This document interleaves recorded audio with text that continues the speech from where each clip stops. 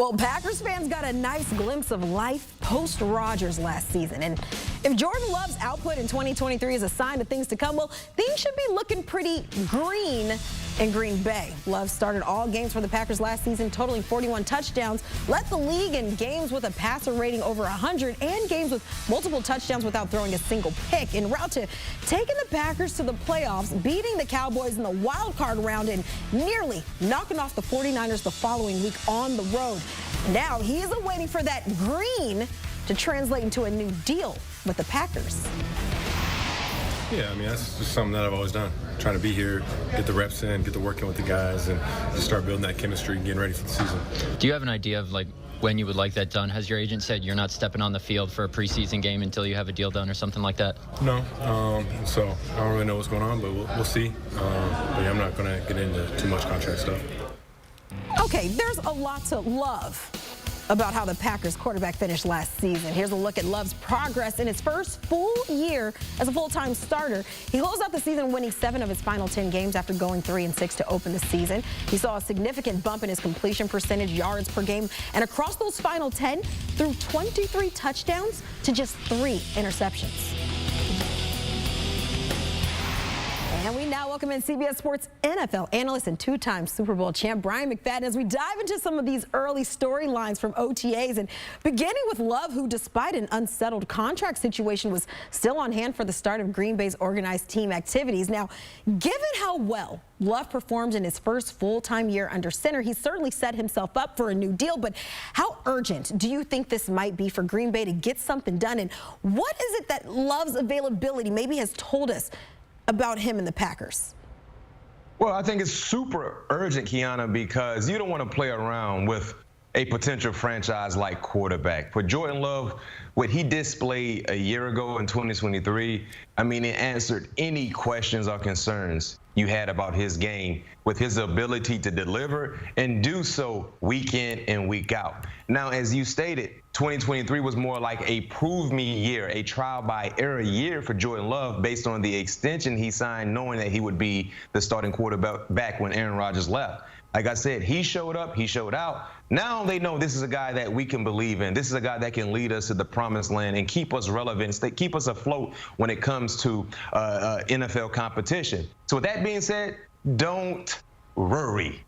Be patient. Relax. He is going to get paid. He is going to get paid handsomely. You better believe it, because one thing I know about Green Bay, they reward their players that are deserving to be rewarded, and you cannot have your guy pay any snap than $10 million. When you look at the quarterback numbers, there you have it. Great job by our graphics team. These are the type of deals that have been handed out to starting quarterbacks in the National Football League. I'm not saying Jordan Love is better than Joe Burrow. I'm not saying that he's better than Jared Goff, Herbert, Lamar Jackson, Jalen Hurts. But we all know, Kiana, it's not about being, if you're better than the other guys, it's about the timing of your deals and being able to reset the market. Will he reset the market? I don't know. But I can tell you this much. He will not play for $10 million this year. He will have a new deal, I believe, before the start of the season. And if you're Green Bay, you want to get this done sooner than later so this guy can focus in on the task at hand. And to answer your second question, what does it mean for me seeing Jordan Love show up to OTAs? Even though he doesn't have a contract extension just yet, it shows that he's the ultimate professional. He has bought into this organization. He is a leader on and off the football field, and he understands, yes, the business is very, very important. But for me to get to the business, I got to take care of the on-the-field activities, and he's doing so. And he also understands, just be patient, Jordan Love. It's going to come to me. But while I wait, let me continue to lead by example by being here with the guys. 100%. But also, B-Mac, when the last time I heard the word relax and it was a Green Bay quarterback, if you remember what I'm saying. But yeah. Also, at that point, that said quarterback did take his team to the postseason. And things, you know, I mean, he didn't win a Super Bowl, but still told his team to relax and got some stuff done. So this just kind of gives me a little bit of reassurance that something will get done in Green Bay. I see what you're up to, B-Mac. Okay. He was kind of picking up what I was putting down. But I got you. We're here. All right, B-Mac. Well, from someone who's looking to get paid to maybe someone who got paid, Deshaun Watson was on hand for OTAs, however, taking perhaps maybe mental reps, because if you recall, Watson had that season-ending shoulder surgery back in November, began throwing in March, and per reports is now throwing at high velocity during the sessions not open to the media as he continues to rehab his shoulder. But I would think for Browns fans, there's cause for concern, because in 2 seasons with Cleveland, he's only appeared in 12 games. So, B-Mac, how concerned are you with Watson's ability to perform at a high level, considering where we are right now? I'm super concerned, Kiana, and here's why. You talked about the inability for Deshaun to stay healthy. The most recent injury, as you stated, was to his throwing shoulder. That's a huge blow. It wasn't like it was a sprain. They had to go in there and do some work to be able to get him caught up to speed to where he is now health-wise. That's the concern. It's not the non-throwing shoulder, it's the throwing shoulder. Also, he's a mobile guy. He's a guy that can buy time, but he gets, not necessarily saying he gets hit a lot, but he's exposed to tackles. You know what I mean? So what happens if he falls on that throwing shoulder? Will he be able to, fight through that, or will it be some discomfort? And then lastly for me, and why I'm super concerned with Deshaun being healthy, is because when you look at how teams navigate during the offseason, if you look at how teams restructure or add to their roster, it's almost like they're telling us something without telling us something, right? And what I mean when I say that, look at what Cleveland did this past offseason. We know about the issues to the quarterback room a year ago, the lack of depth. When Deshaun went down, they had to go get Joe Flacco off the street, right? But if you look at what they did this season, assuming that Deshaun is going to be healthy, they still went out and brought in Tyler Huntley, a serviceable, more than a serviceable backup, looking at what he did in Baltimore. Outside of Tyler Huntley, guess what else they did, Kiana? They went out and brought in Jameis Winston, 2 guys that have started games in the National Football League. Jameis came into the league as a starter, former first overall selection in the NFL draft years ago. So when you look at what Cleveland did, it's almost like they're preparing for something to happen, not necessarily saying to happen to Deshaun, but if it does, we're in a great situation, better than what we had a year ago in the quarterback room. So when I see teams doing that, picking up Tyler Huntley is one thing. Okay, cool. He's a great insurance policy for Deshaun if he gets injured, either with that shoulder or something else. But then you go out and get Jameis Winston? Wow. That right there, my eyebrows rose up when I saw that, because I'm like, okay, what's going on? So that's why I'm super concerned, but I pray and I hope, being a fan of the game, even though I'm a Pittsburgh Steelers, I don't like the Cleveland Browns, I just pray that he can be healthy to showcase what type of quarterback he can be for this organization in Cleveland. Yeah, I don't think it's been fair to just fans of the sport. We really haven't got to see that Deshaun Watson, from the Texans quarterback, do what he did back there in Cleveland due to injuries and not being available. But like you said, absolutely an insurance policy, getting their ducks in a row in case maybe there isn't a 100% or available Deshaun Watson. Well, speaking about availability, pressure is on in Dallas as Dak Prescott has been watching fellow Dallas teams advance their way in their respective postseasons, perhaps lighting a fire under him. Take a look at this quote from Dak on Wednesday. He said, "It's not jealousy, but it fires you up. I want it for them. Go win it. Rangers did it. Other 2 go do it." Puts more bleeping pressure on us, talking about the Dallas Cowboys. Now, B-Mac, we're going to have an honesty moment with one another right here, okay?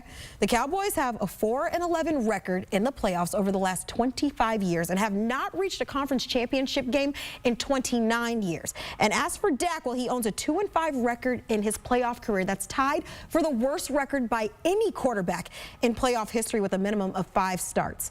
Now, considering this is the last year of a 4-year, $160 million deal in Dallas, and we know their woes in the postseason, how much pressure is Dak under this season, not only to perform well, but also to go out and win a title? You know, Kiana, of course, every year Dak Prescott has been under pressure. When he was playing, looking for a contract, got the contract, pressure has always been in his neighborhood. But I'll do one better for you, Kiana. Mike McCarthy is under more pressure. Because, yes, Dak Prescott does not have that extension that we believe he probably would have at this point a year ago. But Dak Prescott is going to get paid if the Cowboys don't pay him moving forward after 2024. That's a sure thing in my opinion if you're talking about Dak Prescott being healthy. But for Mike McCarthy, if they don't win, if they don't play well, he might be on the outside looking in regards to the Cowboys and their head coaching position moving forward after 2024. So both of those guys are tied to the hip, but I think Mike McCarthy is under more pressure. Now the bigger question is, will they answer? Will they handle that pressure? For me, the last few years, Kiana, the Cowboys season, it didn't start until the playoffs. And when it started in the playoffs, they disappointed. They disappoint a lot. You know what I mean? Regular season, they've been able to flourish. That has been a common theme. Play good in regular season football, playoffs, you go missing. Get ready for Cancun early. That's where the season starts. The concern that I have for the Cowboys, unlike any other year, is that they didn't get better during the offseason. I love them addressing significant needs in the trenches throughout the draft, but free agency, they didn't get better. They lost more players than what they brought in. That's a bad sign. Outside of that, the entire division in the NFC East, the other three teams, they got better. They got better throughout the draft. They got better via free agency. And with that being said, we might see the Cowboys in an unfamiliar spot, Kiana, when it comes to regular season success like they've been able to do over the last few years, 11 wins, 12 wins, getting into the playoffs, being seated nice, because I think their team has, regressed in the wrong direction compared to the other teams. So as I see it right now, the Cowboys, what we witnessed a year ago, just personnel-wise, before we see any meaningful snap kick off in the National Football League, they were a better team than what we currently see as constructed personnel-wise. And because of that, I think it could be a more, for Dallas Cowboy fans, it could be a more annoying year because of what you've seen in years past in the regular season compared to what they potentially could provide this season based on the roster. Hey, B-Mac, really, really quick, because I know we're going to probably talk about this as we start inching closer to training camp and once we are in training camp and the start of the season, but given what you just said, is it Super Bowl or bust for McCarthy and Dak? You know what? When you say Super Bowl or bust, I don't necessarily believe they have to win the Super Bowl, but I do believe bare minimum, they got to get to the NFC Championship game. Okay. Bare minimum.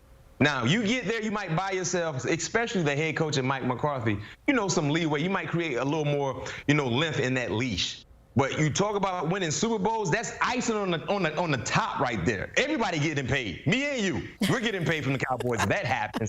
But I think the bare minimum for Dallas, you got to get to the NFC Conference Championship game. You got to. You just gave us a stat in regards to how long it's been when you talk about the Cowboys being in that position. Almost 30 years or something like that.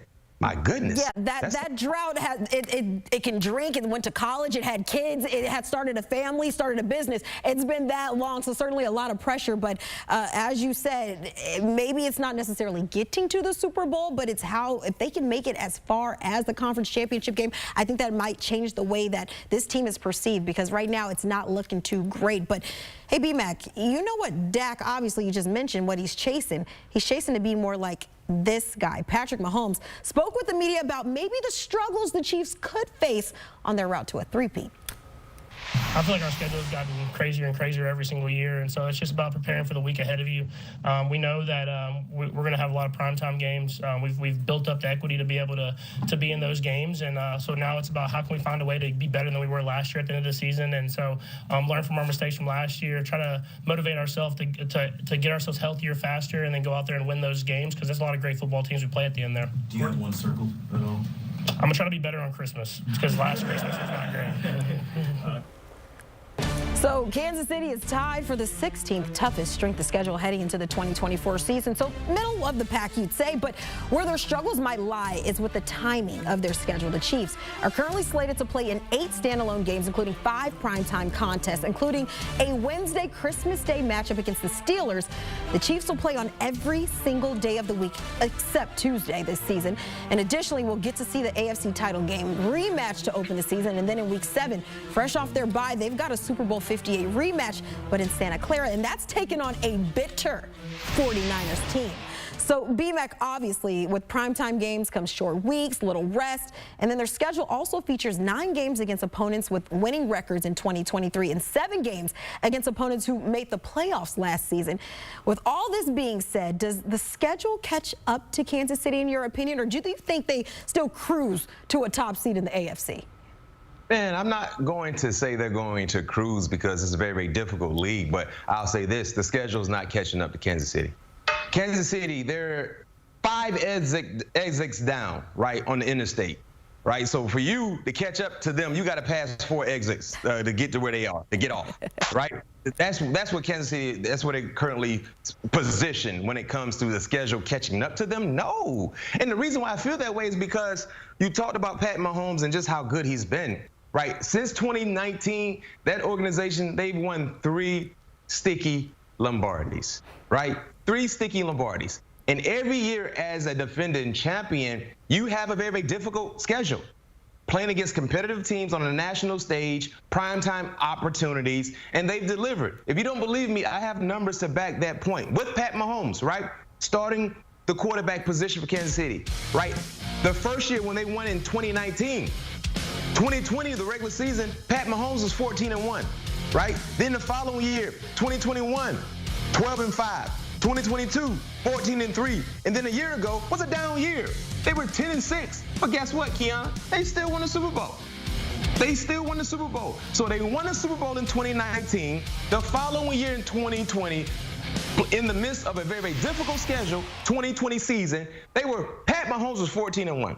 Then in 2022, they won the Super Bowl again, right? That year they were 14-3, came back with another difficult schedule in 2023, won double-digit games, won the division, got into the playoffs.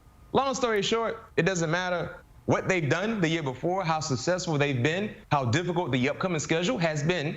With number 15 at the quarterback position, Andy Reid on the sideline, they have delivered the goods.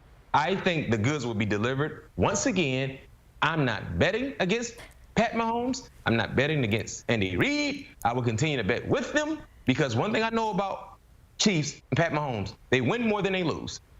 That's the most important thing, and that's why they've had the success they've had. Yeah, absolutely. And I know you'll be looking forward to that Christmas Day game as they've got your Steelers. And speaking of, yeah. I mean, I can't let you go without. Nope. Oh. Go ahead. I'll let you go first, but I was going to talk about that Christmas Day game as well because he said in the press he got to be better this Christmas. No, you don't, Pat Mahomes. You have This is the Christmas you don't have to be better. From the Raider game a year ago with the Pittsburgh Steelers, but go ahead. You was getting to a point. You had something to say. Yeah, no, BMAC is saying, Patty Mahomes, you can take that day off. Spend time with the family. Just chill out on that day. But all right, let's talk about your team. I mean, we got to discuss the latest news around the NFL, and that's that the Steel City is set to host the 2026 NFL Draft for the first time since 1949. BMAC, how big is this for the city of Pittsburgh? And for someone who spent 6 seasons there, what can we expect out of the Steel City? One thing about Pittsburgh, they love football. Oh, yeah. And in this atmosphere, when it comes to hosting the draft, you're not cheering for one particular team. You're cheering for the league, the NFL. And you better believe this is something they've been trying to orchestrate for quite some time. Finally getting confirmation that they will be hosting the 2026 draft. It is going to be unbelievable. I've had the luxury of attending drafts for CBS Sports HQ and, covering the draft live there in person. And it's been a great event. You better believe when it happens in 2026, it is going to be unbelievable. The fans, they love football so much. As you see there in the highlights, I was actually there last night, the flag football game for Troy Polamalu and his beautiful wife, Theodora. So many of our fans came out to support us. There I go catching a touchdown pass. I caught 3 touchdowns, by the way. I caught 3 touchdowns, and I didn't want to take up all the time, all the reps, but I allowed some other people to play as well. But just in that outing alone, man, so many fans came and showed up to support. So when it comes to draft time, I know we've seen record numbers in regards to attendance, people flying everywhere across the globe to attend. Pittsburgh is going to shut it down. And one thing about Pittsburgh, when it comes to a football party, they know how to party. They're gonna show you a football party. I know we got Green Bay And I don't want to overlook Green Bay because they got Green Bay hosting this year, right? But it's almost like, you know, we can kind of jump over that little hurdle real quick. Let's get to 2026. But, you know, time is moving fast enough as it is. Let's take our time, be patient, enjoy the process, get ready for an outstanding season. Green Bay get a chance to host. But then, you know, 2026 come around, man, buckle up. Buckle up. It's going to be a fun ride. Fun season, fun draft in Pittsburgh. I can't wait. Buckle up. You're just saying that the 2025 draft in Green Bay is just the appetizer because the 2026 draft in Pittsburgh. Oyster, Rockefeller, calamari. But, you know, you want that main course with the dessert. Pittsburgh going to give you the Wagyu steak. Butter cake. I love butter. That's the best right there, the icing on the cake. B-Mac, can't wait to see you back talking with us, but also I'm excited to see you out in Pittsburgh in 2026 because I know it is going to be a party. Thank you so much for stopping by. Chat soon.